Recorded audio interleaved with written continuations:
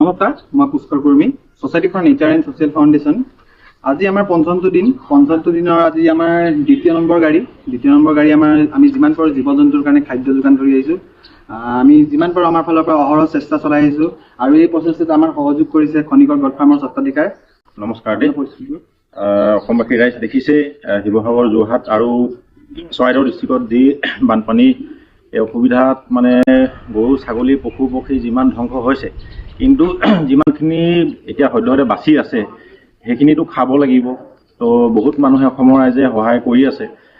তেখেতলোকক যে চাপৰ দিছে, কোনোবাই ঘাঁহ দিছে। আমিও তেনেকৈ সৰু সুৰা চেষ্টা এটা কৰিলোঁ তোমালোকৰ লগত মিলি কিনি।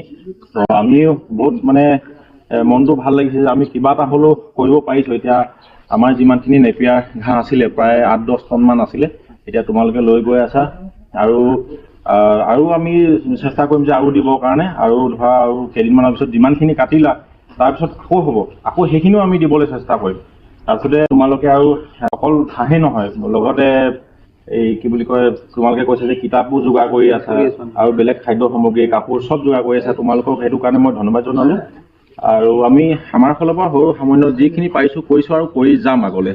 ধন্যবাদ। এই প্ৰচেষ্টাত যিহেতু ধন্যবাদ আমাক জনাব নালাগে, ধন্যবাদ আমাৰ স্বত্বাধিকাৰীজনক, যিহেতু আমাক ইমানখিনি ঘাঁহ আমাক যোগাৰ কৰি দিছে।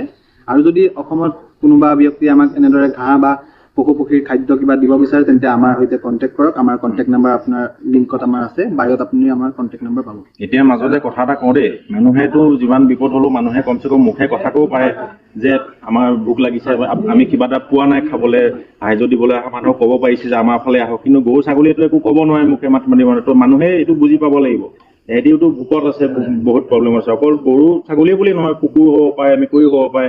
তো সেইখিনি যাতে তোমালোকেও চোৱা, আমিও চাওঁ, ৰাইজে যাতে চাওক, সেইটোৱে কামনা কৰিলোঁ আৰু। ধন্যবাদ।